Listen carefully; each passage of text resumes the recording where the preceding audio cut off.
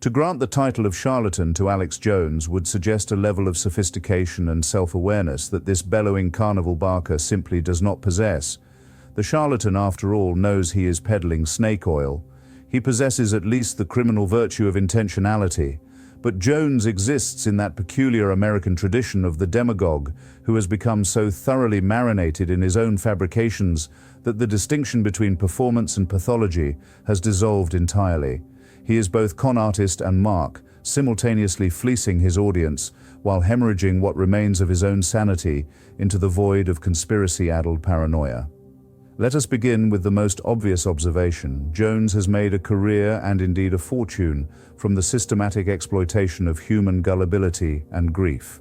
When 20 children and 6 educators were massacred at Sandy Hook Elementary School, most of humanity responded with horror and sorrow. Jones, however, saw an opportunity. He declared the slaughter a hoax, a staged event performed by crisis actors in service of a government plot to confiscate firearms. The parents of murdered 6-year-olds were not parents at all, he assured his audience, but paid performers in an elaborate theatrical production. It is difficult to identify a moral nadir more profound than monetizing the murder of children by tormenting their bereaved families. Yet Jones managed this feat with the casual ease of a man ordering lunch. The financial records tell their own sordid story. On November 18, 2016, when Jones took to his broadcast to declare he'd watched a lot of soap operas and knew when I'm watching a movie and when I'm watching something real, his InfoWars store raked in over $100,000 that day. April 22, 2017, when he published a video titled "Sandy Hook Vampires Exposed," brought in $90,000. The correlation between his most vicious lies and his most profitable days is not coincidental. It is the business model. The families of the murdered children were not merely collateral damage in Jones's quest for ratings and revenue. They were the product. Their suffering was the content, and Jones sold it with the enthusiasm of a street hawker pushing counterfeit watches. The lawsuit judgments against him now total nearly $1.5 billion, representing not merely compensation for the tormented families, but perhaps the largest price tag ever attached to malicious mendacity in American legal history. But even in his courtroom humiliation, Jones could not resist the compulsion to perform. His lawyer accidentally sent the opposing counsel his entire phone records, including 2 years of text messages, a blunder so spectacular it could only happen to someone whose relationship with truth is purely coincidental. When confronted with his own messages, Jones squirmed and prevaricated with the desperate energy of a man who has built his entire existence on a foundation of lies and suddenly finds the ground giving way beneath him. The leaked texts revealed markups of 900% on supplements like VasoBeat, which Jones hawked as a powerful beat formula. The man who claimed to barely pay the bills was running one of the most profitable rackets in the conspiracy theory industry. Speaking of which, let us examine the sheer venality of Jones's operation. Between September 2015 and the end of 2018, the InfoWars store generated $165 million in sales. In 2014, Jones testified under oath that his operation was pulling in over $20 million annually. By 2019, his conglomerate of companies generated $76 million in gross revenue. And yet, throughout this period of extraordinary profitability, Jones maintained the performance of the beleaguered truth seeker, constantly begging his audience for financial support. "As much begging as I do, we can barely pay the bills," he whined to a caller while simultaneously presiding over an empire that would make most small-time grifters weep with envy. The shamelessness is almost admirable in its purity. What makes Jones particularly noxious is not merely the content of his conspiracy theories, though they are reprehensible enough. It is the cynicism with which he deploys them. This is a man who sells dietary supplements and survival gear to an audience he has systematically terrorized into believing that globalist forces are imminently planning their destruction. His business model is elegant in its sociopathy: manufacture fear, then sell the cure. The supplements, of course, are largely worthless. Independent testing found that products like Survival Shield contain nothing but iodine, while Oxy powder was revealed to be a compound of magnesium oxide and citric acid, common ingredients available anywhere for a fraction of Jones's inflated prices. But why should the efficacy of the product matter when the entire enterprise is built on exploiting the credulous? The product line reads like a parody of snake oil salesmanship. Brainforce Plus, which purports to enhance cognitive function, costs $37 for what amounts to green tea leaves in a bottle. There's also Brainforce Ultra, not to be confused with the regular Brainforce, because apparently the conspiracy-addled mind requires multiple tiers of bogus brain enhancement. Supermale Vitality promises to boost testosterone. Winter Sun Plus peddles vitamin D at inflated prices.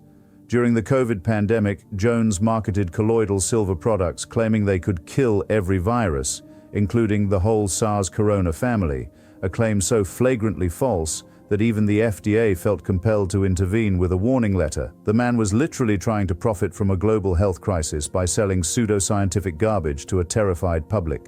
Consider the sheer breadth of his paranoid fantasies. The government is turning frogs gay through chemical contamination. The September 11th attacks were an inside job. Mass shootings are false flag operations. A global cabal of pedophiles operates through the Democratic Party and a pizza restaurant, a conspiracy theory that inspired an armed man to show up at said establishment. The COVID pandemic is simultaneously a bioweapon designed to facilitate authoritarian control and also a hoax that's not as dangerous as they want you to think. Jones has accused the Ukrainians of staging the Bucha massacre to frame Russia. He's suggested that the introduction of an autistic Muppet on Sesame Street was designed to normalize autism, a disorder caused by vaccines, managing to insult both autistic people and basic medical science in a single conspiracy theory. These positions are not merely wrong, they are incoherent. But coherence is beside the point. The point is the constant state of agitation, the perpetual emergency that keeps the audience returning for more, clicking, sharing, and purchasing. The intellectual poverty of his method is staggering. Jones operates on the principle that asking questions, no matter how absurd, constitutes journalism. "I'm just asking questions," he bleats when confronted with the consequences of his accusations. But there is a vast chasm between legitimate inquiry and the malicious insinuation that tragedy is theater. A journalist investigates claims and follows evidence. Jones begins with a conclusion, cherry-picks anything that might support it, and dismisses all contrary evidence as part of the conspiracy. This is not skepticism, it is the opposite of skepticism. It is the absolute certainty of the fanatic dressed in the rhetorical costume of the truth-seeker. His role in the January 6th insurrection deserves particular scrutiny. Jones spent weeks encouraging his followers to converge on Washington, promoting the rally with apocalyptic fervor. He helped organize and fund the event, allegedly contributing $50,000 of his own money for a top-speaking slot of his choice, and helping to arrange hundreds of thousands more in donations. On January 5th, he told a crowd in Freedom Plaza, "We have only begun to resist the globalists. We have only begun our fight against their tyranny. They have tried to steal this election in front of everyone. I don't know how this is all going to end, but if they want to fight, they better believe they've got one." The next day, he declared to the assembled mob, "We declare 1776 against the New World Order. We need to understand we're under attack, and we need to understand this is 21st century warfare and get on a war footing." When the House January 6th committee subpoenaed Jones, he responded in characteristic fashion by suing to block their investigation, and then, when that failed, pleading the Fifth Amendment nearly 100 times during his deposition. The committee had evidence that Jones was involved in planning and funding the rally, that he was supposed to lead the march to the Capitol, and that he had promoted the event as one of the most historic events in American history. His text messages, those accidentally leaked records, revealed communications with Roger Stone and other Trump allies.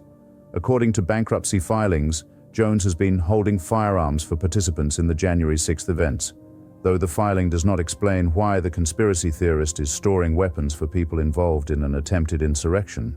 The image of Jones as an armorer for the seditious would be darkly comic if it weren't so sinister. Then there's the matter of his courtroom behavior.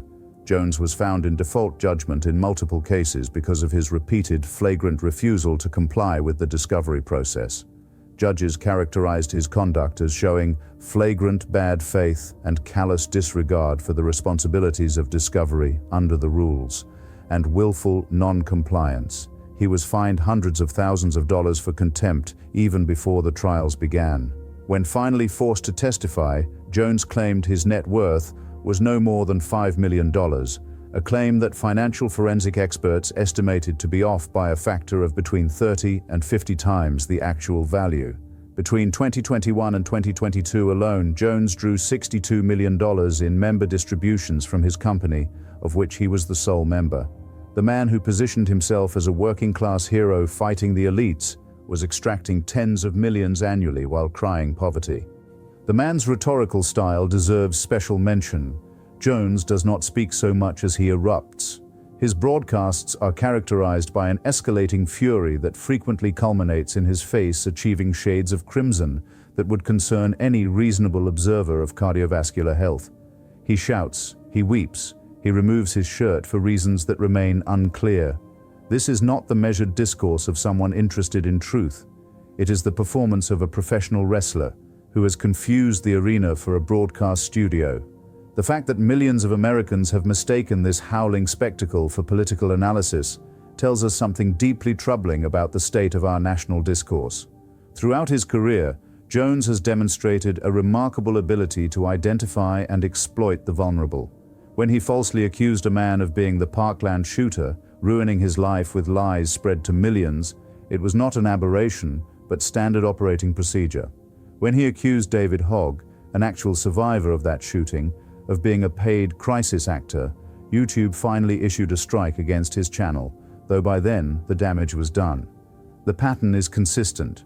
Jones takes real tragedies involving real victims and transforms them into content for his paranoid audience, heedless of the human cost. The father of a Sandy Hook victim was forced to move multiple times to avoid harassment and death threats from Jones's followers. Parents testified in court about the trauma of being told their murdered children never existed, that their grief was a performance, that they were complicit in an elaborate hoax. Yet for all his bombast, Jones is fundamentally a coward. When finally held accountable in court, he could not muster the courage of his convictions. He admitted he was wrong about Sandy Hook, though only after his lawyers presumably explained that the alternative was financial apocalypse. This is the pattern with demagogues of his ilk. They are ferocious when bullying the powerless, the grieving, the vulnerable. But when faced with actual consequences, when the law finally catches up with them, they crumble. Jones's courtroom demeanor bore no resemblance to the raging prophet of his broadcasts. He was diminished, evasive, pathetic. The bankruptcy proceedings have revealed Jones's desperation in its full, inglorious detail. After filing for bankruptcy protection, he attempted to shield his assets through a Byzantine network of shell companies and family members. His supplement store was quietly transferred to a company owned by his father, a transparent attempt to keep the revenue stream flowing while claiming insolvency. When called out on this maneuver, Jones had the audacity to complain about his treatment, claiming he was being terrorized and stalked by the legal system, as if defending oneself against billion-dollar judgments for defamation constituted persecution rather than consequence. The attempted sale of InfoWars to The Onion, backed by the Sandy Hook families themselves, represents perhaps the most poetic justice in this entire sordid affair. The satirical news site intended to transform Jones's platform into a parody of itself, ensuring that the machinery he built to spread lies would be repurposed to mock conspiracy theories rather than promote them. Jones, predictably, sued to block the sale, preferring instead that his company go to First United American Companies, an entity with ties to Jones that would presumably keep him on the air. A bankruptcy judge ultimately rejected The Onion's bid on procedural grounds, but the families remained determined.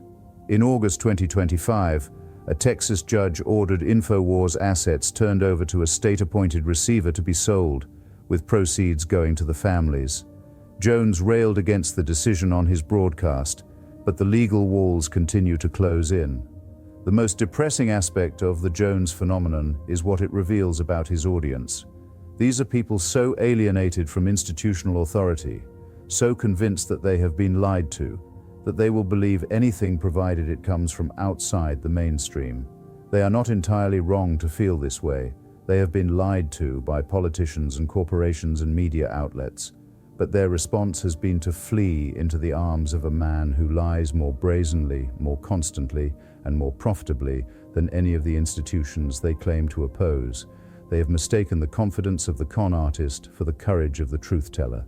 On the day Trump was elected in 2016, InfoWars sold nearly $850,000 in merchandise to an audience convinced they were supporting a heroic truth teller rather than enriching a huckster.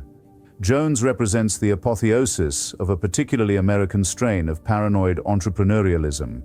He has taken the rich tradition of conspiracy thinking in this country, its soil fertilized by genuine government malfeasance and corporate criminality, and transformed it into a grotesque parody of itself. There are, of course, legitimate reasons to be suspicious of power. Intelligence agencies have conducted unconscionable experiments on unwitting citizens. Corporations have poisoned communities and lied about it. But Jones takes these legitimate grievances and metastasizes them into a worldview where everything is connected, where every tragedy is staged, where the enemy is simultaneously incompetent and all-powerful. The platforms eventually caught up with him. YouTube, Facebook, Twitter, Apple, Spotify, Pinterest, LinkedIn, Vimeo, and virtually every major social media platform banned Jones for repeated violations of policies against hate speech and harassment. PayPal terminated his business account. The InfoWars app was removed from both the Apple App Store and Google Play. Even Amazon, which continued hosting his supplement sales longer than most, faced pressure for profiting from his extremism. Jones complained bitterly about this censorship, failing to grasp that freedom of speech does not guarantee freedom from consequence or entitlement to a private platform. The man who spent years violating the terms of service he agreed to then cried persecution when those terms were enforced. His brief alliance with Donald Trump, who appeared on InfoWars during the 2016 campaign, proved financially lucrative, even as it exposed Jones as less interested in fighting the establishment than in cozying up to power when it suited him. The president praised Jones's amazing reputation, and Jones returned the favor by promoting Trump's election fraud lies in 2020, helping to create the conditions that led to January 6th. When that relationship eventually soured, it did not prevent Jones from continuing to extract maximum profit from his role in the MAGA ecosystem. Jones has done incalculable damage to the public sphere. He has poisoned discourse, traumatized the innocent, and provided a template for a generation of grifters who understand that in the age of social media, there is no claim so outrageous that it cannot find an audience.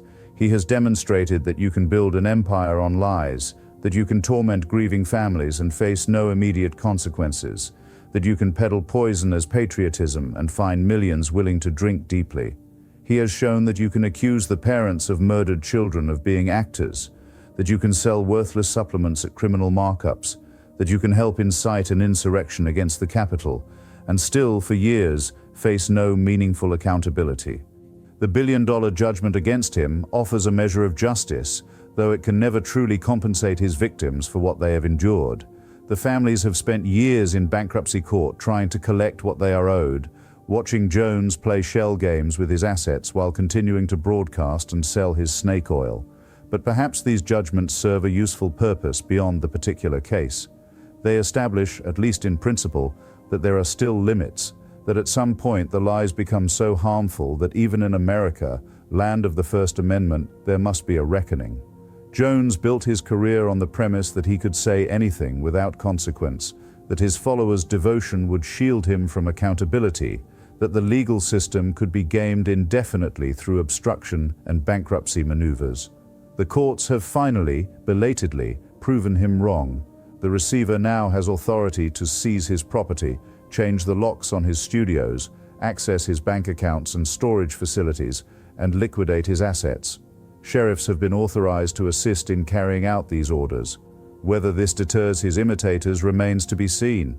The conspiracy theory industrial complex shows no signs of slowing, and Jones himself insists he will stay on the air regardless of what happens to InfoWars, doubtless planning to continue the grift from whatever platform will have him. But at least we can take satisfaction in knowing that this particular merchant of madness has been forced to pay something approximating the true cost of his contemptible enterprise. The man who profited from the murder of children, who helped organize an attack on American democracy, who built an empire on exploiting fear and grief, has finally been held accountable. It took far too long, and the damage he caused can never be fully repaired. But the spectacle of Jones, diminished and desperate, watching his empire crumble under the weight of his own lies, offers at least a modicum of justice in a world where such justice has been far too rare.